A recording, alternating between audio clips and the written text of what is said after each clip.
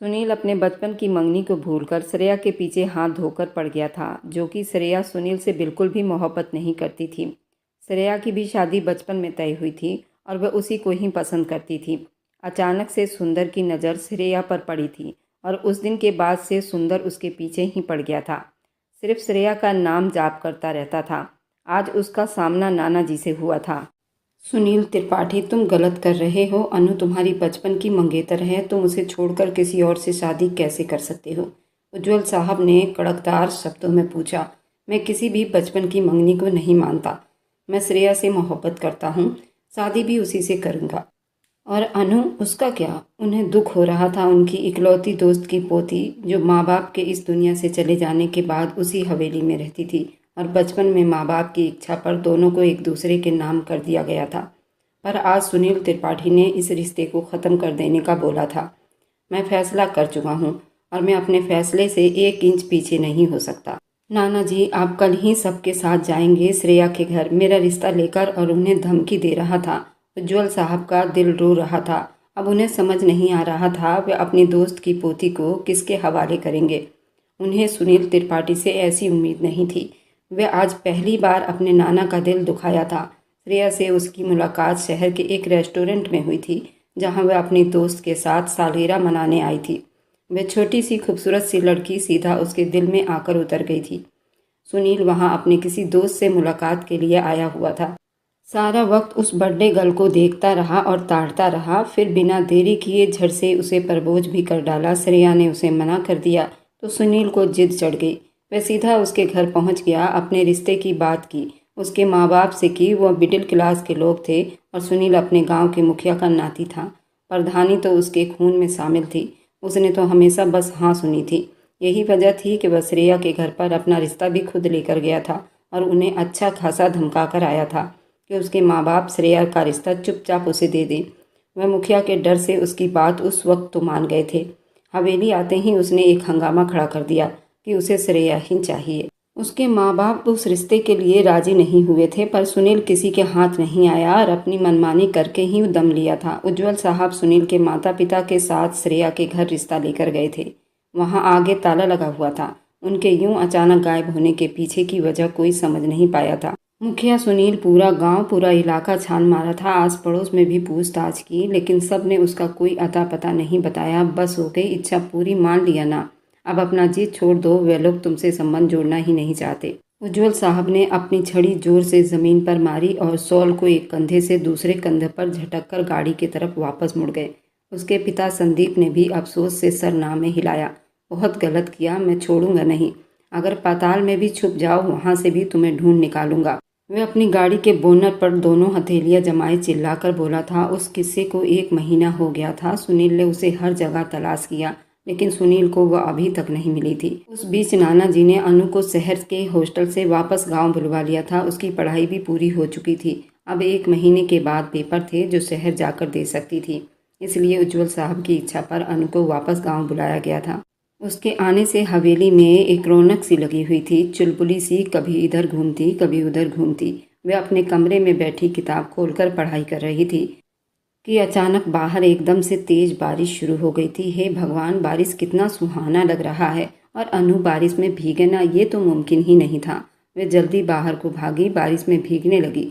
और सुनील, जो जमीनों के केस के बारे में शहर गया हुआ था, आज ही लौटा था और बाग में एक कमसीन लड़की को देखता वो बिल्कुल हैरान रह गया। उसकी खूबसूरती देखकर सुनील का दिल एकदम धड़का था। यही दिल श्रेया को देखकर भी धड़का था, पर उसके लिए अलग फीलिंग थी, और ये फीलिंग कुछ अलग सी थी। वह समझ ही नहीं पाया। धीरे धीरे चलता उसके पास आया। मोरनी की तरह नाचती मुड़ी थी कि सीधा सुनील के सीने से जा लगी। दोनों की धड़कनों का ताल मेल मिला। एक पल को जैसी पूरी दुनिया ही रुक गई हो। अनु गहरी सांस भरती उस हैंडसम नौजवान मर्द को देख रही थी। अगले पल एकदम वो होश में आया तो करंट खाती पीछे हटी। आसपास देखा, कोई भी दिखाई न दिया। अपनी हालत देख उस पर घड़ों का पानी गिरा था, जबकि सुनील की निगाहें उसके जिस्म के बजाय उसके चेहरे के आसपास घूम रही थी। वह चेहरा पहचानने की कोशिश कर रहा था। उसके चेहरे पर नाजुक और तीखे बारीक होंठ पर एक साथ 2 तिल ऊपर की तरफ थे। उनको देखते हुए सुनील ने एक हार्ट बीट मिस की। ये तिल वो पहले भी किसी के चेहरे पर देख चुका है। कौन हो तुम? सुनील ने कड़कदार आवाज़ में उससे पूछा। जवाब देने के बजाय अंदर भाग गई, जबकि सुनील की नज़रों ने उसका दूर तक पीछा किया था। पलकें झपकते ये शादी हुई। श्रेया और उसके पिता शहर छोड़कर अपने गांव चले गए थे। उन्हें अपनी बेटी इस जालिम प्रधान से बचानी थी, जबकि अनु को भी इस आदमी से जरा सी भी इंसानियत महसूस न हुई थी। एक डर उसकी रग में उतर गए थे। श्रेया की नज़रों में एक खुदगर्ज और मतलब परस्त प्रधान था, जिसे सिर्फ खुद से मोहब्बत थी, जिसके लिए सिर्फ अपनी फीलिंग मायने रखती थी। वो कैसे ऐसे आदमी के साथ अपनी ज़िंदगी बसर कर सकती थी। गांव में आते ही उसके पड़ोसी गांव से उसके लिए रिश्ता आया था। उसकी शादी वहां तय हो गई थी। वह बहुत ज़्यादा अमीर नहीं थे तो गरीब भी नहीं थे, लेकिन गांव में सबसे अच्छा घर उन्हीं का था। छोटे जमींदार थे, जमींदारी करते थे और अच्छा खासा कमाते भी थे। सुंदर शहर से पढ़ाई करके गांव आकर बस गया था और बाप के साथ जमींदारी करता था। उन्होंने अपने लिए अपने ज़मीन में मंदिर भी बनवाई थी। वह पढ़ाई कर रहा था और पढ़ाई के बाद ज़मीनों पर अच्छी खासी फसल तैयार कर लेता था और बहुत अच्छे व्यवहार का मालिक भी था। यही वजह थी कि जब श्रेया के माँ बाप ने उसका रिश्ता सुंदर से जोड़ा तो वह जल्दी हाँ कर गई, जिसे बस किसी तरह इस प्रधान से दूर कर सके। और फिर एक दिन सादगी से उनकी शादी कर दी गई। ये शादी श्रेया की इच्छा पर ही हुआ था। फिलहाल विदाई को कुछ दिन के लिए टाल दिया गया था, पर श्रेया को इस शादी से ही काफ़ी तसल्ली हो गई थी। कम से कम अब सुनील नाम से उसका पीछा छूट जाएगा और सुंदर उसकी रक्षा करेगा। और ये बात किस हद तक ठीक साबित होगी, ये तो वक्त ने तय करना था। हे भगवान, ये कौन थे? जरूर सुनील थे, पर ये तो शहर गए हुए थे, अचानक कैसे वापस आ गए? ये सोचकर घबरा गई थी। मैं ऐसी हालत में उनके सामने आ गई, क्या सोचते होंगे? अनु ने अपने सर पर अपने हाथों से ही थप्पड़ लगाया और मुस्कुरा दिया। उसे पहली नज़र में ही सुनील भाग गया था। वह जिंदगी में तीसरी बार हवेली आई थी और एक बार फिर सुनील से मुलाकात हुई थी। बस बचपन में जब वो 5 साल की थी, माँ बाप की मृत्यु के बाद यहाँ दादा अंकल के साथ आ गई थी। उस वक्त सुनील 12 साल का था और विदेश में अपने माँ के पास जाकर पढ़ाई कर रहा था, जबकि अनु उसके एक नाना के दोस्त की पोती थी और वे गांव में ही रहती थी। वे ज़्यादातर शहर हॉस्टल में पढ़ाई करती थी। उसे गांव आने की परमिशन कम ही मिलती थी और वजह आज तक वह जान नहीं पाई थी। अब जबकि उस लड़की का कोई अता पता नहीं चल रहा था, तो मैं चाहता हूँ अब तुम्हारी शादी अनु से कर दी जाए। नाना की बात सुनते सुनील के होंठ हिले। वह पाताल में भी छुप जाए, मैं उसे ढूंढ लूँगा, छोड़ूंगा नहीं। सुनील को गुस्सा आने लगा। एक बात बताऊं तुमको सुनील, तुम उस गांव के मुखिया हो। इस गांव के समेत 10 गांव के तुम अकेले मुखिया हो। तुमको सारे फैसले करने होते हैं, बजाय अपना फर्ज निभाने की तुम पिछले 2 महीने से इस एक आम सी लड़की के पीछे अपना टाइम बर्बाद कर रहे हो। नाना, वह लड़की मेरी जिद है। अब चाहे कुछ भी हो जाए, मैं उसे किसी कीमत पर नहीं छोड़ूंगा। मैं एक मुखिया हूँ, एक लड़की से हार जाऊँ, ऐसा हो ही नहीं सकता। वह गुस्से से अपनी जगह से उठ खड़ा हुआ। और जो अनु तुम्हारे नाम पर बैठी है उसका क्या? हम उससे तुम्हारी शादी करवाना चाहते हैं। ठीक है, तुम अपनी मंगेतर से शादी करो, अपनी जिंदगी को आसान बनाओ। उज्जवल साहब ने गुस्से भरे चेहरे के साथ नाती को समझाया तो उसके चेहरे को एक मुस्कान ने छुआ। नाना जी, एक बात तो तय है, श्रेया जब भी मिलेगी मैं उससे शादी जरूर करूंगा। अगर उसके बावजूद आपको अपने दोस्त की पोती मुझे सौंपनी है तो मुझे कोई एतराज़ नहीं है। मैं शादी के लिए तैयार रहूंगा। वह भी नहले पर दहला मार गया था। क्या मतलब, तुम 2 शादी करोगे? वह माथे पर बल डाले पूछने लगे। इसमें कौन सी बड़ी बात है? राजा महाराजा हमेशा एक से ज़्यादा शादियाँ कर सकते हैं। मैं प्रधान हूँ, मुखिया हूँ, सरपंच हूँ, तो अगर 2 शादी कर ली तो कौन सा बड़ा पाप हो जाएगा? अपनी मूछों को ताव देता बड़े रोब से बोला। एक पल को नाना जी तो चुप ही हो गए, फिर अगले पल उठ खड़े हुए। ठीक है, हमको जुबान दो, 2 दिन के बाद तुम्हारी शादी अनु से करवाएंगे। अगर तुम 6 महीने तक उस लड़की को ढूंढ लिया तो उससे शादी कर लेना, लेकिन अगर ना ढूंढ सके तो अनु को विदा करवा लेना और उस लड़की को भूल जाना। बोलो, ये शर्त मंजूर है? इस बार उज्जवल साहब के शब्द सुनील को हिलाकर रख गए थे। 6 महीने मतलब 6 महीने के बाद उसे श्रेया को छोड़ना होगा। अगर वह उन्हें 6 महीने में ना ढूंढ सका तो उसे जुबान देनी थी और नाना जी के लिए उसे जुबान देनी थी, और सुनील जुबान के लिए जान भी दे सकता था और जान ले भी सकता था। मुझे मंजूर है। न जाने किस सोच के हिसाब से उसने ये जुबान दी। तो ठीक है, हम 2 दिन के बाद तुम्हारी शादी अनु से करवाएंगे। यूँ सारी बात एक नाना और नवासे के बीच अब तय हो गई थी। हवेली के सभी लोगों तक ये बात पहुंचा दी गई थी। अनु को तो ये सुनकर बहुत अजीब लगा था।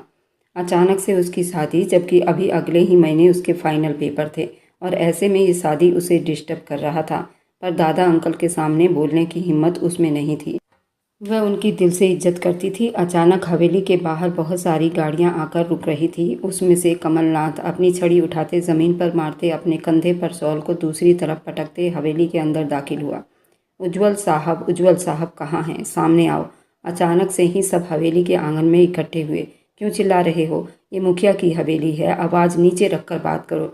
उज्ज्वल साहब की आवाज़ भी काफ़ी ऊंची हुई थी। कहाँ है हमारी पोती? अनु को सामने लेकर आओ, देखता हूँ कैसे मेरी इच्छा के बिना शादी कर सकते हो तुम उसका। कमलनाथ की ललकार एक पल को हवेली में सन्नाटा सा छा गया।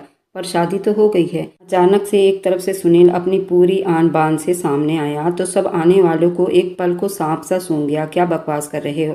कमलनाथ गुस्से से आग बबूला हुआ। उन्हें तो यही खबर मिली थी कि शादी तो आज है, फिर शादी पहले कैसे हो गई? उनकी आवाज़ बहुत तेज निकल रही थी। कंट्रोल में रखिए, उम्र का लिहाज कर रहा हूँ, वरना प्रधान अपने सामने इतनी ऊंची आवाज़ में चिल्लाने वालों की जुबान खींच लेता है। सुनील गुस्से पर कंट्रोल करते थोड़े धीमे शब्दों में कमलनाथ ने अपने होंठ भींचे। उसे देखे, आप मेरी पोती को लेकर आओ, वह हमारा खून है और हमारे परिवार की बेटियों की जिम्मेदारी हमारी है। हम उसकी जहाँ मर्जी शादी करेंगे। वो मेरी पोती है। कौन सी पोती?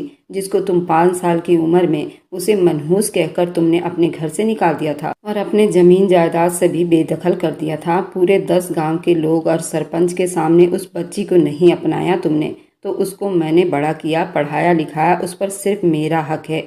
आज किस हक से तुम उस पर हक जताने आ गए हो? वह सिर्फ हमारी बच्ची है, समझे तुम? उज्ज्वल साहब भी अपनी छड़ी हिलाते बड़े गुस्से में बोले। 1 मिनट, अब वह ना आपकी नाती है ना उनकी पोती। वह अब प्रधान सुनील की पत्नी है। उसके साथ मैंने सातों वचन निभाई है, इसलिए कोई भी अब उस पर कोई हक नहीं जताएगा। तो ठीक होगा। अचानक से सुनील के अंदर की गैरत जाग उठी थी। कल ही उसकी शादी हुई थी और जिससे शादी हुई थी उस पर आज सभी हक जताने पहुंच गए थे, जबकि अब तक उसने अपना हक नहीं लिया था, तो किसी और को क्या हक जताने देता।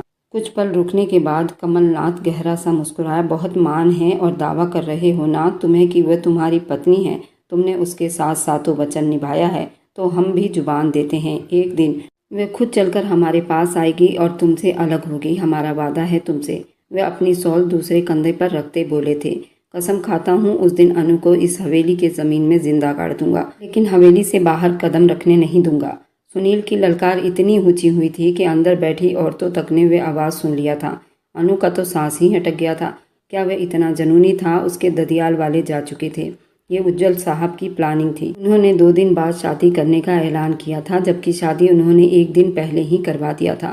वे जानते थे इसके ददियाल वाले जरूर यहाँ पर आकर शोर शराबा करेंगे, और इससे पहले कि उन्होंने अनु को सुनील की पत्नी बना लिया, आज उनका नाती जिस तरह बोला, उनका सीना फकर से और ज़्यादा तन गया। वे आज सुनील के लिए बहुत खुश थे, जो टाइम के साथ प्रधान कहलाने के लायक बन गया था। क्या हुआ, आप ठीक हैं? श्रेया किचन में खड़ा पानी पी रहा था कि अचानक श्रेया गहरी सांस भरती अंदर दाखिल हुई और सुंदर के हाथ से पानी का गिलास लेते उसे अपने मुंह से लगा लिया। रात के 2 बज रहे थे। सुंदर अक्सर जमीनों की वजह से घर लेट ही आता था और जब भी आता किचन में आकर अपने लिए खुद ही खाना गर्म करके खा लिया करता था। कभी माँ या बहन को तंग नहीं किया था। अभी वह खाना खाकर पानी पी रहा था कि अचानक ही श्रेया वहाँ आ गई। उसके चेहरे पर हवाइयाँ उड़ी हुई थी। आप ठीक हैं श्रेया? वह नाजुक सी लड़की सुंदर का दिल धड़काए जा रही थी। ठीक हूँ, वह शायद बुरा सपना देखा है। श्रेया अपना माथा मसलते बोली। भगवान का माला जाप करके सोया करो, भगवान तुम्हें अपने छत्र छाया में रखेगा। वह नरम शब्दों में समझा रहा था। जी, आप रोज रात को इसी वक्त आते हैं? वह अपनी जगह से उठते पूछने लगी। हाँ, फिलहाल तो यही टाइमिंग है, बाद में चेंज कर लूँगा। वह उसे समझाने लगा। बाद में मतलब कब? वह बेचारगी अपने पैरों पर खुद ही कुल्हाड़ी मार गई। जब आप दुल्हन बनकर मेरे रूम में आओगी, फिर जल्दी आ जाया करूँगा। वह उसके पास होता धीमे से बोला।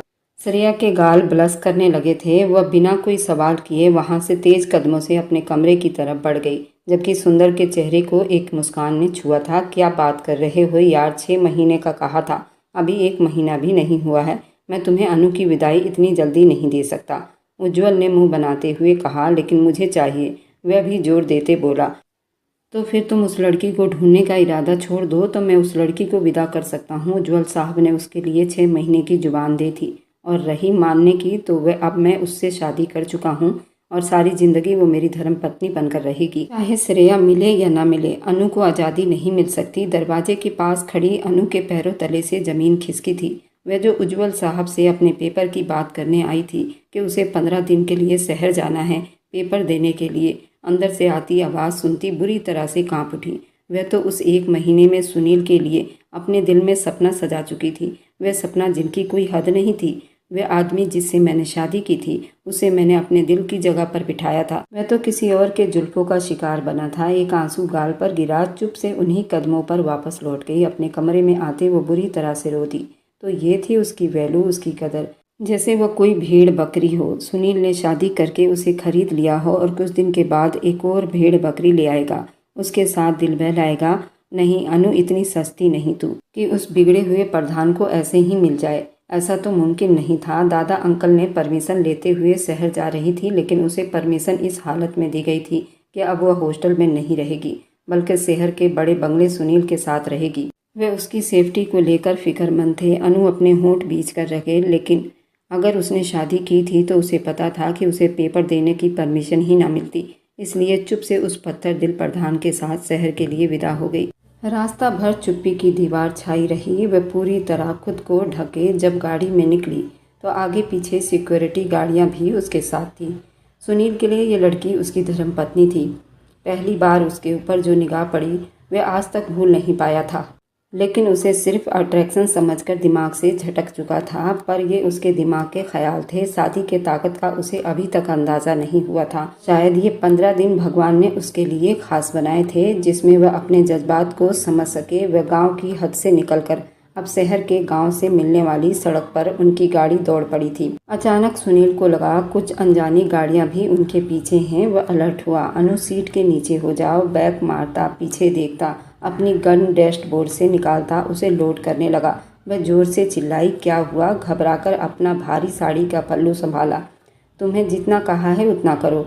वह उसका चेहरा देखते अब की बार वह थोड़ा गुस्से वाले अंदाज में बोला कि अगले ही पल फायरिंग शुरू हो गई। कोई भी गोली सुनील की गाड़ी की तरफ नहीं बढ़ पा रही थी। उसकी सिक्योरिटी की गाड़ियां उसे पूरी तरह से घेरे हुई थी, लेकिन यूं अचानक हमला हो जाएगा सुनील को अंदाजा भी नहीं था। और ज़रूर ये कमलनाथ का ही किया धरा था। एक गाड़ी बिल्कुल उनके गाड़ी के साथ आ पहुंची। उसमें बैठा लोकनाथ का निशाना सुनील था या अनु, ये अंदाज़ा करना बड़ा मुश्किल था। गोली चलाया गया, लेकिन उससे पहले ही सुनील गाड़ी की स्पीड एकदम स्लो कर गया। गोली ने उन्हें बिल्कुल भी नहीं छुआ। अब बदले में सुनील उसका निशाना लेने लगा, जबकि एक हाथ से उसने स्टीयरिंग संभाले हुए था। गोली सीधा उसके बाजू के पार जा लगी। अनु की चीख तेज हुई, मुंह बंद रखो अपना। उसके दिमाग पर गोली नहीं मारी जो बीन बजा रही हो। सुनील को उसका चीखना बहुत गुस्सा दिला गया था। जब उसने फायरिंग किया तब ये बिल्कुल चुप थी, और सुनील की गोली से वह जख्मी हुआ तो वह चीखने लगी। अब की गोली लोकनाथ को लगी थी और आंखों में आंसू लिए बोले, जबकि उसके उन शब्दों पर सुनील ने हैरानी और गुस्से से उसे देखा। ये उनको कैसे जानती थी? लोकनाथ को गोली लगते ही वे सब वहां से एकदम पीछे हट गए। अब पूरी तरह वहां चुप्पी छाई थी। सिक्योरिटी गाड़ियां अब भी अलर्ट थी। शहर के बंगले में पहुंचे तो रात हो गई थी। गाड़ी से उतरा, उसकी कलाई जोर से थामे अंदर की तरफ बढ़ता उसे बिस्तर पर पटक गया। कैसे जानती हो लोकनाथ को? वह साड़ी का पल्लू उसके चेहरे से हटाता सुनील के सवाल पर उसने अपना होंठ बंद किया। कुछ पूछ रहा हूँ, जवाब दो। वह मेरा भाई है, मेरे बड़े पापा का लड़का।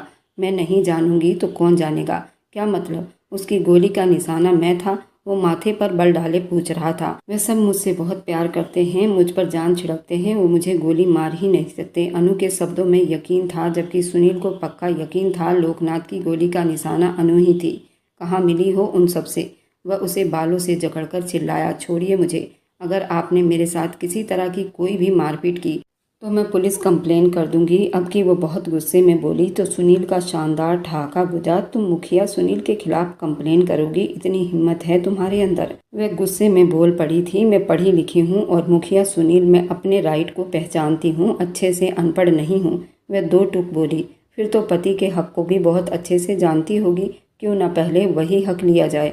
वह उसे समझाता उसकी तरफ बढ़ा, आप पागल हो गए हैं, हमारी अभी विदाई नहीं हुई। वह हकलाते हुए बोली, इसे विदाई ही समझो। जब शादी का जोड़ा भगवान ने तय कर दी, एक दूसरे के पास हैं, तो वह विदाई ही कहलाती है। और अब तुम मेरी मंगेतर नहीं हो, मेरी धर्मपत्नी बन चुकी हो। आप गलत कर रहे हैं सुनील, मैं तुम्हारी मंगेतर ही रहूंगी। पत्नी तो सनिया होगी, जिसको आप बहुत जल्द ढूंढकर हवेली लाने वाले हैं। वह भी बड़ी ठोस जवाब देती। सुनील तो उसकी हिम्मत पर ही दंग रह गया था। उसे तो लगा था उस लड़की के मुंह में जुबान ही नहीं होगी, जबकि यहाँ तो जुबान भी थी और आंखें भी थी। और अब जो तुम्हें दिख रहा है वह तो तुम्हें पता चल गया है। चलो अच्छी बात है, तुम्हें तुम्हारी औकात का पता चल जाएगा। अब अपनी हद में रहना, मेरे सामने आवाज़ ऊंची ना हो और ना ही आंखें। ये उसके करीब होता उसे दांत चबाते बोला, ये भूल है आपकी। मैं गांव की कोई अनपढ़ जाहिल गंवार लड़की नहीं हूँ जिसे अपने हक के लिए बोलना ना आता हो। आप ये बात समझ लीजिए सुनील, अगर मेरा कोई अधिकार नहीं तो मुझसे किसी तरह की कोई उम्मीद मत रखना कि मैं आपकी कहना मानूंगी। जिसे आप मोहब्बत करते हो, जब उसे ढूंढ कर लाओगे उससे ही पत्नी का दर्जा देना और हुक्म भी उसी पर चलाना। वे आंखों में आंखें डालकर जवाब देती। वह उस वक्त सुनील को और गुस्सा दिला रही थी। सारे गांव वाले उससे डरते थे, उससे ऊंची आवाज़ में बात तक नहीं करते थे। और एक ये थी जिसे शादी किया, वह भी अपनी नाना की इच्छा पर, वही उसके सर पर चढ़कर नाच रही थी। सुनील दरवाजे की तरफ बढ़ा और उस पर लॉक लगाया। ये क्या कर रहे हैं आप? वह एकदम बौखला गई। इतना तो वह भी जानती थी कि सुनील इतना शरीफ आदमी नहीं। उससे पंगा लेना मतलब अपने साथ ही जुल्म करना। वह ये जुल्म कर चुकी थी। वह तो जब आएगी तो आएगी। पहली पत्नी तुम हो, तुम्हारा हक भी पहले रहेगा और तुम नहीं दोगी तो मैं तुमसे छीन लूँगा, बल्कि आज ही तुम्हें तुम्हारा हक दूंगा। वह अपनी कमीज एक तरफ करता फेंक गया था। पागल हो गए हो? खबरदार जो मेरे पास आए। दादा अंकल ने बहुत भरोसे के साथ मुझे आपके साथ भेजा है। आप मेरे साथ ये सब नहीं कर सकते। मैं क्या कर सकता हूँ क्या नहीं, अभी थोड़ी देर में पता चल जाएगा। वह उसे उठते देख पीछे बिस्तर पर धक्का दे गया। उसकी बॉडी देखकर अनु का दिल धक धक करके रह गया। वह उस पल को पछताने लगी जब उसने उस आदमी से पंगा ले लिया था। आगे बढ़ता वह सारे लाइट बुझा गया और उस पर अपनी मर्दानगी दिखाता, उसकी कमर में हाथ डालता, उसके ब्लाउज के साथ उलझा। प्लीज़ मत करो ये सब। वह रो दी। अंधेरे में तो कुछ समझ नहीं आ रहा था। उसका भारी भरकम वजूद बर्दाश्त करते हुए नाजुक सी लड़की बुरी तरह कांपने लगी थी। अपने सीने को उसकी धड़कन से मिस करता उसके ब्लाउज को एक ही झटके में अलग कर गया। वह चीख उठी थी। सुनील ने उसके दोनों हाथ ऊपर तकिए पर गिराकर एक हाथ से उसे नीचे करता उसका जबड़ा जोर से दबोचा। जितनी आनाकानी करोगी उतनी तकलीफ उठाओगी। अच्छा होगा चुपचाप खुद को मेरे हवाले कर दो और तुम्हें तुम्हारा हक भी दूंगा और तुम्हारी शिकायत भी दूर कर दूंगा। नहीं चाहिए मुझे कोई भी हक। मुझे आपके साथ कोई संबंध ही नहीं रखना। आप जैसे इंसान से मुझे डिवोर्स चाहिए। एक बार गुस्से भरी शब्दों से उसे गुस्सा दिला गई। सुनील का दिमाग पल भर में गर्म हुआ था। वह उसके होठों को अपने होठों की पकड़ में लेता सिसक उठी थी। उसकी सांसों को एक पल में खींचकर उसे बेहद नीचे गिरा गया। वह जो हाथ पैर बेकाबू होकर उस पर चला रही थी, सुनील ने उसे एक पल में लॉक किया। उसके होठों से लाली चुराता उसे काट गया था।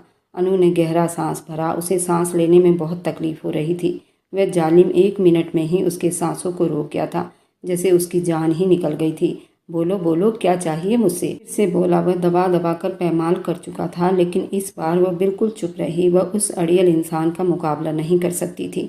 जितना बोल रही थी वह उतना उसको परेशान कर रहा था, इसलिए चुप रहना ही अच्छा समझा। अगले पल वह उसे हर कपड़े से आज़ाद करता चला गया। उसकी ब्यूटी बोन को जोर से काट गया। उसे चिल्लाने पर मजबूर कर गया। उसे हाथों से पीछे हटा रही थी, लेकिन वह उतना ही उसके साथ खुलता जा रहा था। वह ये सब नहीं करना चाहता था, लेकिन उसका डिवोर्स मांगना सुनील की घमंड पर आकर गिरा था। वह सुनील की धर्मपत्नी थी। वह कितने धड़ल्ले से उसे डिवोर्स मांग रही थी, बल्कि ना सिर्फ वह सुनील को भी ललकार गई थी।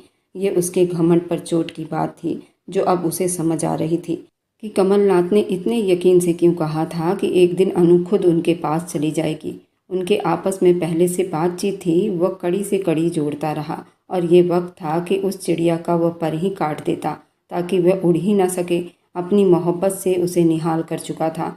गुस्सा और जुनून में उसके करीब आया था, पर उसकी नाजुकी महसूस करता वह थोड़ा नरम पड़ गया था। उसने भी आनाकानी करना छोड़ दिया था और अपने आप उसके हवाले कर दिया था। वह उसके होठों पर एक बार फिर अपनी पकड़ जमाया था, जबकि हाथों के बेबाकी से पूरे हक से अपना हक ले रहा था। वह बहक गया था। वह कमसीन लड़की मुखिया को अपने हुस्न में बहका चुकी थी। उसकी आहों और सिसकियों में वह सब कुछ भूलता चला गया। कोई श्रेया नाम की लड़की से मोहब्बत का दावा करता रहा, और मोहब्बत में वफा पहली शर्त होती है। जिससे मोहब्बत की उसी का होकर रहो। अगर श्रेया उसकी मोहब्बत थी तो उसको उसी का होकर रहना चाहिए था। अपने आप उसके लिए संभाल कर रखना चाहिए था, लेकिन उसने तो अपनी मंगेतर से आज पूरी तरह अपना हक वसूल किया था। उसकी आत्मा में शामिल होने से खुद को सुकून महसूस कर रहा था, अपना सर तकिए पर गिराकर, जबकि अनु बिल्कुल चुप हो गई थी। सिवाय चुप आंसुओं के अब एक शब्द भी नहीं बोल पा रही थी। सुनील ने मुंह फेरते खुद को ढांका था और डिम लाइट ऑन किया। बिस्तर से खड़ा हुआ तो नज़र उसकी जानलेवा नज़रों पर जा ठहरी, जो आंखें बंद किए हिचकियों से रोती अपनी शिकायतें बता रही थी। एक बार फिर से सुनील के जज्बात में हलचल मची थी, लेकिन उसकी हालत देखता खुद पर थोड़ा कंट्रोल किया था। उसको कंबल देता खुद नहाने के लिए बाथरूम में चला गया था। उसके जाते ही अनु करवट लेती सिसक कर रो दी थी। मैं सोच रहा हूँ अब श्रेया की विदाई कर देते हैं। भूपेंद्र साहब के अपनी पत्नी से राय ली। वे सब एक ही घर में रहते थे। पूरा घर अलग अलग था, लेकिन किचन एक ही था। ये सुंदर के माता पिता की इच्छा थी कि किचन अलग ना हो, क्योंकि किचन एक होने का मतलब था प्यार, मोहब्बत, और उसे किसी हाल में कम नहीं होने देना चाहिए। और फिर सभी की राय से 1 हफ्ते के बाद की विदाई की तारीख रख ली गई थी, आने वाले बुरे वक्त से बेखबर। सब के सब अपनी अपनी खुशियों में जी रहे थे। सुबह मामूली के हिसाब से उठी, नहाकर पूजा पाठ किया। वह कमरे में नहीं था, अब रात को ही कमरे में चला गया था। अनु चारों तरफ देखती रो दी, भगवान से प्रार्थना की। उसे नहीं पता था सुनील उससे क्या चाहता है, लेकिन जिस तरह रात को वह उस पर हावी हुआ था, बिना मर्जी के उससे अपना हक वसूल किया था, वह तड़प कर रह गई थी। उसे अभी माफ़ करने की पोजीशन में नहीं थी, लेकिन फिलहाल उसे पेपर की फिक्र लगी हुई थी जिसके लिए वो यहाँ आई थी। पेपर की टाइमिंग सुनील को पता था। वक्त से कुछ देर पहले वो बंगले में आया था। काफ़ी अलग लग रहा था। सोफे पर अपनी गर्दन गिराते आंखें मूंद गया, जैसे कोई बहुत भारी बोझ उसके कंधों पर आ गया हो, और वह खुद भी समझ नहीं पा रहा था। मेरा आज पेपर है, ड्राइवर के साथ जाना है या आप जाएंगे? वह नरम आवाज़ में उससे पूछ रही थी। उसकी आवाज़ सुनता वह अपनी आंखें खोलकर उसे देखने लगा। ग्रीन कलर की शिफॉन की साड़ी में वह अलग ही लग रही थी, बेहद प्यारी लग रही थी और मासूम लग रही थी। सर पर पल्लू लिए वह नज़रें झुकाए माथे पर बल डाले खड़ी, वह ज़मीन को ही घूरे जा रही थी। सुनील को देखना भी गवारा नहीं समझा। जूते पहन कर आओ, मैं गाड़ी में वेट कर रहा हूँ, अपने अकड़ू अंदाज में बोलता हुआ उठा था। वह चुप से उसके हुक्म को मानते जूते पहनते बाहर आई थी। अपनी ज़रूरी चीज़ें भी साथ ले आई थी। उसके गाड़ी में बैठते ही सुनील ने गाड़ी आगे बढ़ा दी। रास्ते भर दोनों के बीच बिल्कुल चुप्पी थी। उसने पेपर सेंटर के बाहर गाड़ी रोक दी। पेपर हो जाएगा तो यहीं आना, वेट कर रहा हूँ। उसे बिना देखे ऑर्डर लगा रहा था। वह चुप से उतर गई। उसका कहना मानती उसके अंदर के वैसे इंसान को नहीं जगा सकती थी, ना सहन कर सकती थी। करीबन उसका रोज़ का यही आदत बन गया था। जिस दिन उसका पेपर होता उसे चुप्पी के साथ लेकर जाता और फिर वहीं खड़े रहकर इंतज़ार करता, और जिस दिन पेपर ना होता तो वह उसी बंगले में ही सारा दिन बंद रहती। जब सुनील आता ही नहीं था, उसे हॉस्टल के दिन याद आते, जब वो कम से कम दोस्तों के साथ कुछ टाइम बिताने के लिए मार्केट तो चली जाया करती थी। यहाँ तो बस उस अकड़ू प्रधान के कैद में कैदी बनकर रह गई थी।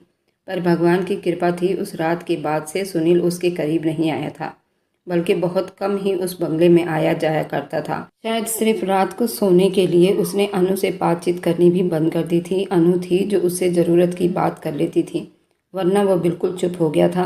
पर अनु ने भी परवाह नहीं की।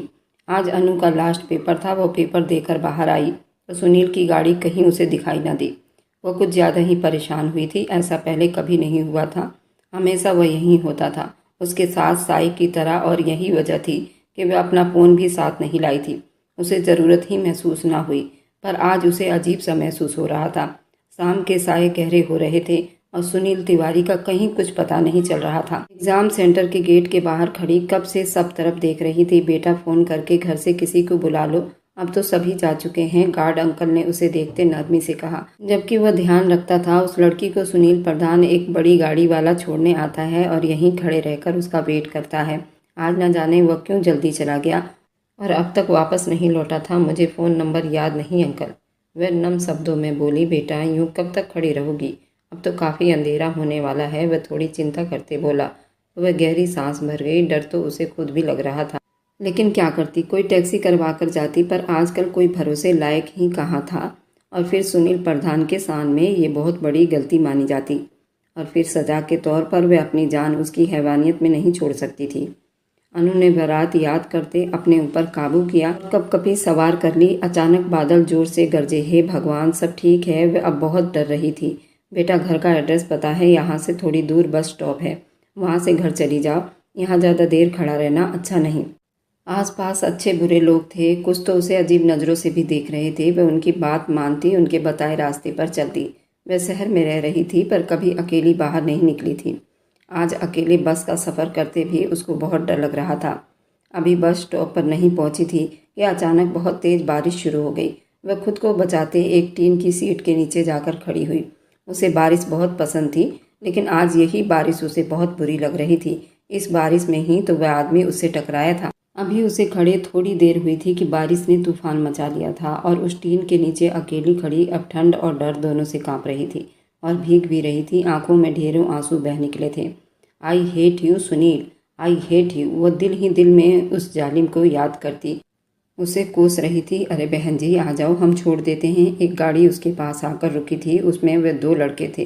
वे शरीफ लग रहे थे, लेकिन इस दौर में चेहरे से भी शरीफ लगने वाले कहाँ शरीफ होते हैं। नहीं कोई ज़रूरत नहीं। वह अपना मुंह फेर गई। अरे बहन क्यों खुद पर इतना जुर्म कर रही हो, आ जाओ। उनमें से एक ने नीचे उतरकर अनु को सर से पैर तक जांचा। वह आज ब्लू शिफॉन की साड़ी पहनी थी। अच्छा खासा उस पर खूबसूरत भी लग रहा था। उसमें उसका सारा जिस्म छुपा हुआ था, लेकिन सामने वाले की निगाहें उसे घूरती अनु को अपने जिस्म के आर पार होती हुई महसूस हो रही थी। चलो आ जाओ, नखरे मत करो। उसकी कलाई थाम गया तो उसने जोरदार थप्पड़ उसे मार दिया, जिस पर वो बहुत गुस्से में तिलमिला उठा था। खबरदार जो मुझे छुआ तो दफा हो जाओ यहाँ से, नहीं चाहिए कोई मदद तुम्हारी। वह गुस्से से बोली, लेकिन सब थोड़े कांप रहे थे। ऐसे नहीं सुनेगी, डालो इसे गाड़ी में। ड्राइविंग सीट पर बैठे आदमी ने तेजी से कहा। उसकी बात सुनते अनु ने पास खड़े लड़के को जोर से धक्का दे दिया। वहां से भागकर तेज बरसाती बारिश में सुनील की इज्जत सड़कों पर भाग रही थी। और ऐसा क्यों न होता, जब सुनील दूसरों की बहन बेटियों की इज्जत को दांव पर लगाने चला था तो अपनी इज्जत कैसे सुरक्षित कर सकता था। हमेशा तो ऐसा होता आया है, मर्द का किया धरा तो औरत को ही चुकाना पड़ता है। क्या आज भी एक मर्द के किए की सजा एक औरत को चुकाना पड़ेगा। सुनील कॉलेज के बाहर गाड़ी में बैठा अनु के पेपर खत्म होने का इंतजार कर रहा था कि अचानक उसके मोबाइल पर उसके खास आदमी का फ़ोन आया था कि स्नेहा का पता चल गया है। उसे एक लड़की और लड़के के साथ यहाँ के सिटी मॉल में देखा गया है। सुनील ने उसे स्नेहा का पीछा करने को कहा और खुद उसकी बताई गई लोकेशन पर पीछा करने लगा और जल्द ही उनका पीछा करता उनके गांव तक पहुंच गया। जैसे ही स्नेहा उस लड़के और लड़की के साथ गाड़ी से उतरी, अपने सामने सुनील को देख बुरी तरह से डर गई। होठों से मुस्कान एकदम से गायब हुई थी। बेकाबू साथ खड़े उस आदमी की कलाई को जोर से थाम गई, जिसे सुनील ने बखूबी नोट किया था। तुम्हें क्या लगा तुम मुझे धोखे देकर मुझसे छुपकर यहाँ से भाग जाओगी और मुझे पता भी नहीं चलेगा। सिगरेट सुलगाता उसका धुआं हवा में छोड़ता दहाड़ा था। कौन है आप, और इस तरह कैसे आप मेरी पत्नी से ऐसी बात कर सकते हो। सुंदर के बीच में इस तरह से आना सुनील को बहुत बुरा लगा था, लेकिन उसकी पत्नी कहना सुनील के आंखों में मिर्ची पड़ने जैसा था। पत्नी मतलब तुमने शादी भी कर ली। चलो फिर इस सिरफिरे मोहब्बत का यही अंजाम कर देते हैं और किस्सा ही आज खत्म कर देते हैं। वह अपनी गन निकाले उस पर तान गया। सुनील तुम सुंदर पर गोली नहीं चला सकते। वह एकदम सुंदर के आगे आकर खड़ी हुई। 2 दिन के बाद उसकी विदाई थी और आज वह छोटी बहन की जिद करने की वजह से शहर सुंदर के साथ उसे लेकर मॉल गई थी। पर उसे नहीं पता था सुनील अभी भी उसकी तलाश में था और उस तक पहुंच जाएगा, वरना वह कभी इतना बड़ा रिस्क न लेती। गोली तो तुम दोनों पर ही चलाऊंगा। सुनील ने सिगरेट को अपने जूते के नीचे मसलते हुए गन को अनलॉक किया। क्या पागलपन है स्नेहा, हटो आगे से, मुझे बात करने दो। वह ऐसा कैसे। अभी सुंदर के शब्द उसके मुंह में ही थे कि सुनील के गन से गोली निकली और सुंदर के कंधे पर चुभ गई। एक पल को तो वहां सन्नाटा सा छा गया। स्नेहा ने बड़ी बेचैनी से सुंदर को देखा, जो उसे पतराई नजरों से देख रहा था, बल्कि चुप हो गया था। स्नेहा को लगा उसकी सांस रुक रही है। सुंदर बाजू को पकड़े नीचे बैठता चला गया। उसकी दर्दनाक चीख उभरी। सुनील अपनी गन वाली हाथों को देखता बेकाबू सुंदर को तड़पता देख रहा था। गोली की आवाज़ सुनते सभी वहां इकट्ठे हुए। सुंदर मेरे बच्चे, भूपेंद्र साहब बेटे के पास जाते घुटनों के बल बैठे। सभी आंसू बहा रहे थे। कोई यकीन नहीं कर पा रहा था कि सुंदर को यूं गोली लग सकती है। तुम क्या चाहते हो, आखिर क्यों पीछा नहीं छोड़ते। स्नेहा सुंदर का सर अपनी गोद में धरते हुए चिल्लाई थी।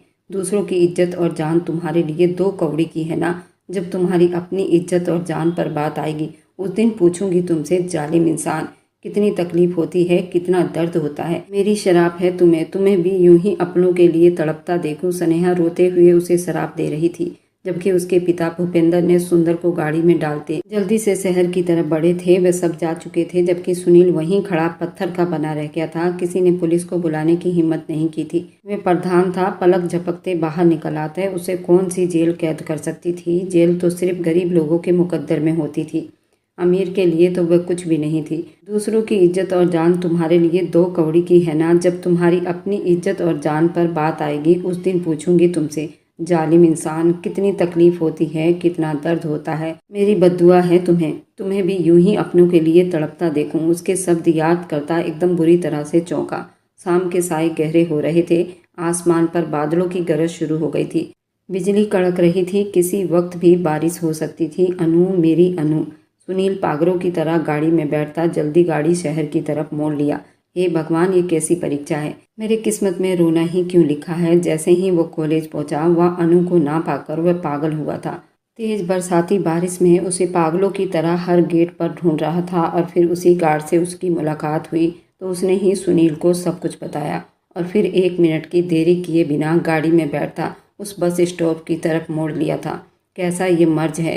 तभी सामने वो उसे अपनी तरफ दौड़ती हुई दिखाई दी। उसके पीछे कोई आदमी भी था और कोई गाड़ी भी खड़ी थी। सुनील का खून खौल उठा था और उसको शिफॉन की साड़ी में अच्छे से पहचान सकता था।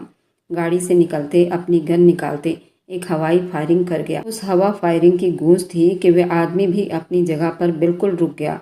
अनु भी पत्थर की नज़रों से सुनील को देखा। उसे जैसे जीने की उम्मीद मिल गई थी। भागते हुए उसने भगवान से इतनी प्रार्थना की थी कि अपनी जान की उसे बिल्कुल भी परवाह नहीं थी, लेकिन पर वह अपनी इज्जत की मरते दम तक हिफाजत करना चाहती थी। वह पल पल मर रही थी। सुनील ने आगे बढ़ते उस आदमी को बहुत मारा। उस बारिश में उसे मारता चला गया। उसके साथ गाड़ी में दूसरे आदमी ने ये मंजर देखा तो गाड़ी भगाने लगा। वह आदमी अधमरा होकर जमीन पर गिरा पड़ा था। अनु वहीं दूर खड़ी डरी हुई गहरी सांस भरते रोते हुए ये मंजर देख रही थी। सुनील ने एक नज़र सामने खड़ी उस लड़की को देखा और वहीं घुटनों के बल बैठता हुआ चीख उठा। अपनी इज्जत को वह खुद दांव पर लगा चुका था। आज अगर अनु को कुछ हो जाता, वह जीते जी मर जाता। ऐसे मोड़ पर भगवान ने उसकी रक्षा की थी। वह अपनी जगह से उठता उस लड़की के पास गया जो उसकी पत्नी थी, उसकी पूरी दुनिया थी, शायद उसका इश्क भी थी, जिसे खोने के डर से आज वह पागलों की तरह दौड़ता उस तक पहुंचा था। रास्ते में 2 जगह गाड़ी अनबैलेंस हुई थी। हादसा होते होते रुका था। उसे बस अपनी अनु तक पहुंचना था। वह पहुंच गया था। कुछ भी बुरा होने से पहले भगवान ने उसे अपनी अनु तक पहुंचा दिया था। उसके सामने जाकर खड़ा हुआ वह जो बड़े जोरों शोरों से रो रही थी। अपना साड़ी ठीक करती उसका चेहरा आंसुओं से तर था। उसे इस हाल में देखता वह भी आंसू बहा गया था, लेकिन बारिश ने उसके आंसुओं को छुपा लिया था। चटाक अचानक से अनु का हाथ उठा था और सुनील के चेहरे पर अपना पूरा निशान छोड़ गया था। वह अभी भी हिचकियों से रो रही थी। उसे नहीं पता था उस थप्पड़ का अंजाम क्या होगा, लेकिन आज अनु को लगा ये उसके लिए बहुत ज़रूरी है। और अगले पल सुनील ने उसे अपने सीने में जोर से दबा लिया था। उस दर्द को सहन नहीं कर पा रहा था जो उसने कुछ पलों में सहा था। जब उसे ये महसूस हुआ अनु से उसके किए की सज़ा मिलने वाली थी। अगर अनु को कुछ हो जाता वह तो मर ही जाता। कहीं ऐसे दर्द में वह कुछ कर ही ना जाए, दर्द सहते सहते मर ही ना जाए। कैसे हम संभाले इस हाले दिल को। वह उसके माथे पर प्यार से हाथ रख गया। न जाने क्यों मेरी किस्मत में रोना क्यों लिखा था। वह एक बार फिर से उसे अपने सीने से लगाया था, जबकि अनु उस पागल को देखी जा रही थी जो एक थप्पड़ खाकर भी उसे अपने सीने से लगा रहा था। उसके माथे पर जोर से होंठ रखता उसे पागल दीवाना लग रहा था। एक दूसरे के साथ लगे वह सब कुछ भूल चुके थे। याद था तो बस एक दूसरे का जिस्म, एक दूसरे का वजूद, एक दूसरे का प्यार, एक दूसरे का साथ। वह तारीख गवाह रह गई। 10 गांव का मुखिया सड़क पर अपने से 8 साल छोटी पत्नी के हाथ से थप्पड़ खाकर उसको सीने से लगाए उसके माथे पर होंठ रखे हुए था। बंगले में आते ही वो बिना उससे कोई बात किए सीधा अंदर भागी थी, जबकि वह ड्राइविंग सीट पर बैठा सीट की पीठ पर सर रख गया। आज पता चल गया था कि मरकर जीना क्या होता है। आज पता चल गया था इश्क और जीत में क्या फ़र्क होता है। अगर आज अनु को खरोच भी आ जाती तो वह शायद खुद को कभी माफ़ नहीं कर पाता। गहरा सांस छोड़ता महेंद्र को कॉल मिलाई। मुझे वह आदमी चाहिए जिसने सुंदर पर गोली चलाई थी, पता लगाओ जल्दी। वह सख्त गुस्से में बोला था और कॉल बंद कर दी। दिल बड़ा करते अंदर दाखिल हुआ। आज वह दूसरे कमरे में नहीं गया था बल्कि अपने कमरे की तरफ बढ़ गया जहां उसकी अनु थी। कमरे का दरवाज़ा खोलते अंदर दाखिल हुआ था। वह अलमारी से अपने कपड़े निकालते हुए बाथरूम में जा रही थी। साड़ी उतार चुकी थी, जबकि कांपते हुए अब कपड़े लिए बाथरूम का मुंह कर रही थी, अनु यहाँ आओ। वह उसे बुला गया। अनु के कदम थमे थे, लेकिन उसने पलटकर नहीं देखा। हाथ में पकड़े कपड़ों पर अपना हाथ का पकड़ मजबूत करती, अनु सुना नहीं, अब की बात थोड़ा गुस्से में कहता अनु को डरा गया। नहीं सुननी आपकी कोई बात। आप 10 गांव के मुखिया हैं, कैसे संभालेंगे 10 गांव को? एक पत्नी की रक्षा तो आप कर नहीं पाए, 10 गांव की क्या खाक देखभाल करेंगे? याद रखिए मुखिया, भगवान के यहाँ बहुत सख्त पूछ होगी इस सब की। आपके बारे में आप मुखिया हैं, बस नाम के नहीं। अगर किसी एक बेकसूर के साथ भी गलत होती है तो भगवान आपसे उसका हिसाब जरूर लेगा। वह उंगली उठाकर उसे वार्निंग कर रही थी और सुनील वह खड़ा अकड़ू इंसान जो सबको अपने से कम समझता था, सिर्फ अपनी पहचान से मोहब्बत करने वाला आदमी था, आज अपनी ही पत्नी के शब्दों से अपने जमीर पर बोझ महसूस करने लगा था। वह उसे चुप से देखकर मुंह फेर गई और दोनों हाथों से चेहरे पर हाथ रखकर फूट फूट कर रो दी। वह खुद उसके पास चलता हुआ आया, उसके हाथों को थामना चाहा, पर वह सुनील के गिरेबान तक पहुंच चुकी थी। क्यों किया आपने मेरे साथ ये सब? मैं इतनी देर तक आपका इंतजार करती रही, आप नहीं आए, मुझे भूल गए। मैं बस स्टॉप पर कैसे पहुंची मैं ही जानती हूँ, या मेरे भगवान जानते हैं। जिस पल उस आदमी ने मेरी कलाई थामी थी, जी चाहा मैं खुद को आग लगा दूं। वह बिलक बिलक कर रोई थी, हिचकियों से उसे अपने दिल का सारा हाल बता रही थी और वह उसे सुन रहा था, बस उसे देखे जा रहा था और सुनते जा रहा था। बहुत दिल से मैंने प्रार्थना की थी, भगवान आपको कहीं से भेज दे, मेरी इज्जत को बचा ले। आप ना आते तो क्या होता मेरा? वह मुझे ले जाता, हिम्मत नहीं किसी वह सुनील की औरत को हाथ भी लगा सके। हाथ जड़ से उखाड़ कर फेंक दूंगा। अनु की इस बात पर वह एकदम ऊंची आवाज में दहाड़ा। अनु बिल्कुल डर कर उसे कांपते हुए देखने लगी। अब बाकी के शब्द हलक में ही दम तोड़ गए थे। तकलीफ भी थी, इतना खुदगर्ज इंसान उसके सामने खड़ा उसका ही पति था, लेकिन उसके दिल में कोई और लड़की बसती थी। ये एहसास सख्त जानलेवा था। तुम सिर्फ मेरी हो, सिर्फ मेरी अनु हो तुम। और उसको अपनी बाहों में भरकर सीने से लगाता उसका चेहरा चूमने लगा। अनु का दिल जोर से धड़कने लगा। आज वह भी ये कह सकती थी, आप सिर्फ मेरे हैं, सुनील सिर्फ मेरा है। वह दर्द से बोली थी और इस एक पल को सुनील ने उसकी पूरी आंखों में झांकना चाहा, जहां सिर्फ वही था, और मोहब्बत से उसके होंठ पर झुकता उसके होश उड़ा गया। अनु की हाथों की पकड़ उसके कमीज के कॉलर पर मजबूत हुई थी। आज उसके मोहब्बत में उसे दीवानगी महसूस हुई थी। उसकी सांसों को अपनी सांसों में महसूस कर रहा था। उस मासूम नाजुक उखड़ती सांसों को महसूस करता जरा सा पीछे हटा, फिर उसके आसपास अपनी पकड़ को कमजोर किया। वह उसी के सहारे खड़ी थी। सुनील सिर्फ अपनी अनु का ही है और हमेशा अपनी अनु का ही रहेगा, आखिरी सांस तक। उसे आज भरोसे का डोर थमा गया था, जिसके लिए वह कब से पागल हुई थी। मेरी कसम खा, वह उसका हाथ थामे अपने सर पर रखते हुए धीमा सा मुस्कुराई थी। उसके सर से हाथ हटाता अपने उससे वादा किया था, और उस मासूम अनु उसके हर वादे पर आज शायद विश्वास कर रही थी। सामने खड़े आदमी की आंखों में वह सच्चाई देख सकती थी। उसके वादे ने अनु का दिल उसके लिए खोल दिया था। वह प्यार से उसके सीने में समाई थी और सुनील ने उसे अपनी बाहों में बेकाबू होता समेट लिया था और एक गहरी सांस भर गया था। वह उसकी थी, सही सलामत उसके सामने थी। वह उसे किसी हाल खुद से अलग नहीं कर सकता था। अनु तुम मेरी हो, तुम्हारा जिस्म भी मेरा है, मैं तेरा वस्त्र हूँ। वह उसे सीने से लिपटाए अपनी आत्मा में शामिल करता। अब बहुत चाहत और प्यार से उसकी आत्मा पर शामिल हुआ था। अनु ने आज अपने आप को पूरे दिल से उसके हवाले कर दिया था। उसे ऐसी ही मोहब्बत की चाहत थी जो उसे आज भगवान ने सुनील की सूरत में दी थी। मम्मी मैं ठीक हूँ, क्यों रो रही है? गोली उसके बाजू को छूकर चली गई थी। डॉक्टर ने उसकी बैंडेज कर दी थी। पुलिस केस था, पर सुनील प्रधान को हर कोई जानता था। सुंदर ने सुनील का नाम नहीं आने दिया था। सुनील का नाम आता तो जरूर स्नेहा का नाम भी उछाला जाता, और अपनी पत्नी का नाम यूं किसी और आदमी के साथ बदनाम होता नहीं देख सकता था। इसलिए झूठ बोल दिया कि बंदूक साफ करते खुद ही अचानक ट्रिगर दब गया। सभी उससे मिले थे, सिवाय स्नेहा के। वह सारी रात अस्पताल के कॉरिडोर में बैठी रही। उसे एक फैसला करना था। वह देख रही थी सुंदर के माँ बाप को, जो उसकी इस हालत पर कितने दुखी थे और अफसोस कर रहे थे। वे अपनी वजह से सुंदर को किसी मुश्किल में नहीं डाल सकती थी, इसलिए वो फैसला कर चुकी थी, अब दिमाग से तसल्ली से, जबकि दिल सुंदर का हो चुका था। रात भर उसे अस्पताल में रखा गया। सुबह उसे डिस्चार्ज मिला था। वह घर लौटा तो उसे कहीं भी स्नेहा दिखाई न दी। जबकि उसके माँ बाप वहीं थे। मम्मी स्नेहा कहाँ है? उसका दिल बेचैन हुआ था, जबकि कांता देवी के माथे पर जोर से लकीरें पड़ी थी। नाम मत लो उसका, उसी की वजह से ये सब हुआ है। वे आदमी उसका यार है। बस मम्मी, मैं स्नेहा के बारे में एक शब्द गलत बर्दाश्त नहीं कर सकता। उसके किरदार पर कोई भी कीचड़ मत उछालो। वो मेरी पत्नी है। अचानक से वह हाइपर होता माँ पर बरस पड़ा था तो सभी उस पल चुप हो गए। अंकल जी, स्नेहा कहाँ है? अब वह स्नेहा के पापा से पूछ रहा था। बेटा, तुम्हारी मम्मी ठीक कह रही हैं, तुम्हें अपने बारे में सोचना चाहिए। अंकल जी प्लीज, मेरी पत्नी कहाँ है? अब की बार उसका सब थोड़ा तीखा हुआ था।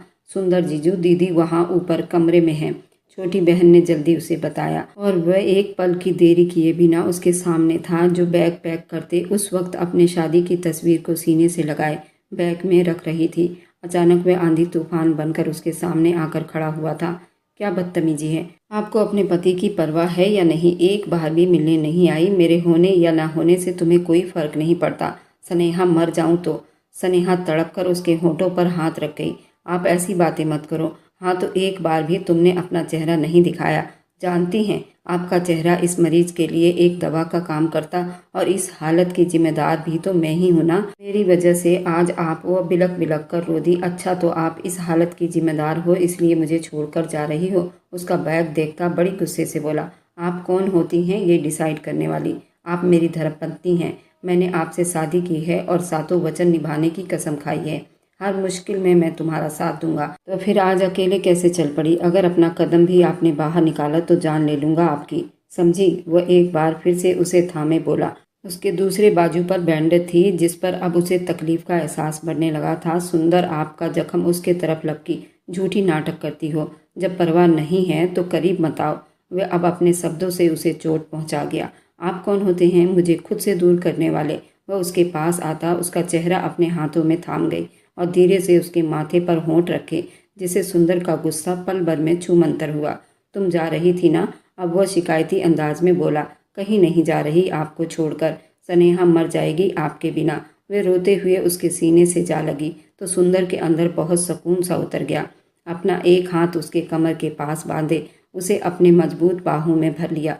सुनील अनु को लिए गांव वापस आ गया, लेकिन आने से पहले स्नेहा और सुंदर से मिलकर खुद को क्लियर करके आया था। असली मुजरिम भी पकड़ा गया था, जो कि लोकनाथ था, जो मारने तो सुनील को आया था, पर उसे यहाँ किसी और पर गोली ताने देखा तो अपना इरादा बदलता व सुनील को फंसाता उसके सामने खड़े आदमी पर गोली चला गया। ये बात सुंदर भी जानता था कि गोली सुनील के गन से नहीं निकली थी, क्योंकि वह जिस तरफ खड़ा था गोली दूसरी तरफ से आई थी और सुनील उसके बिल्कुल उल्टा खड़ा था। स्नेहा से अपने बुरे व्यवहार की माफ़ी मांगता अपने अनु के पास लौट आया था। अनु का हाथ थामे वह हवेली में दाखिल हुआ तो उज्जवल साहब के चेहरे को एक मुस्कान ने छुआ था। सुनील के माँ बाप भी उन दोनों को एक साथ खुश देखकर बहुत तसल्ली में हुए थे। भगवान की कृपा है, उसने हमारे नाती को वापस मिलवा दिया। हम जल्दी ही अपने दोस्त की नाती की विदाई करवाएंगे। उज्जवल साहब ने मोहब्बत से सुनील को गले से लगाते कहा। नाना जी, विदाई तो हो गई है, अब फंक्शन की तैयारी करो, वह उन्हें बताता मुस्कुराया था, जबकि अनु शर्माकर सर झुकाए अंदर भाग गई थी। नाती के बाद पर उज्जवल साहब ने पूरी हवेली को सजाने का हुक्म दिया था। वे आज रात ही रिसेप्शन करना चाहते थे। तिवारी परिवार के घर उस वक्त खुशियां छाई हुई थी। लोकनाथ अब पुलिस के हिरासत में था और कमलनाथ पागल हुआ था अपने बेटे को छुड़ाने के लिए। ऐसे में अनु और सुनील के रिसेप्शन का सुनकर उनको और ज्यादा गुस्सा और दुखों ने घेर लिया था, क्योंकि आज लोकनाथ उन्हीं की वजह से जेल में था। लेकिन उन्होंने अनु को अपने साथ ले जाने से मना कर दिया। उन्हें कौन सा अनु से मोहब्बत थी? उन्होंने उसकी माँ को कभी नहीं अपनाया तो उसकी बेटी को कैसे अपना लेते? वे तो अनु को मोहरा बनाकर तिवारी परिवार को तोड़ना चाहते थे, लेकिन सब कुछ उल्टा हो गया था। अब उन्हें लेने के देने पड़ गए थे। अनु के माँ बाप को उन्होंने जहर देकर मारा था और ऐसे ही अनु को मनहूस कहकर उस घर से निकाल दिया गया था। उज्जवल साहब ने उस अनाथ बच्ची को पाल लिया था, क्योंकि वह उनकी दोस्त की नातिन थी। उन्होंने अनु को अपने सीने से लगाया। हे भगवान, अनु के पिता के आत्मा को शांति देना, उसके दुश्मनों की आत्मा को पूरी दुनिया में भटकाना। वे अपने दुश्मन को बहुत शराब दे रहे थे। गोलियों की गूंज, ढोल की थाप, पटाखे की आवाज़ पर गांव की मुखिया, 10 गांव के मुखिया का रिसेप्शन था। बड़ी धूमधाम से मनाया गया था। इस सब से फ्री होते रात के करीब 2 बजे वह कमरे में आया, जहाँ दुल्हन के कपड़ों में उसकी सेज सजाए उसका इंतज़ार कर रही थी। वह प्यार से बोला, मैं बहुत थक गया हूँ, गांव के फंक्शन थका देते हैं। वह बिस्तर पर ढेर होता धीरे अंदाज में बोला। तो अनु ने अपना घूंघट उलटकर उसे अचंभों से देखा। उसका दमकता रूप देखते एक पल को सुनील की हार्ट बीट मिस हुई। मतलब सुहाग रात नहीं होगी ना? और ना ही मुँह दिखाई। वो मुँह बनाकर बोली, सुहाग रात तो मैं मना चुका हूँ। हाँ हाँ, मुँह दिखाई रह गई है।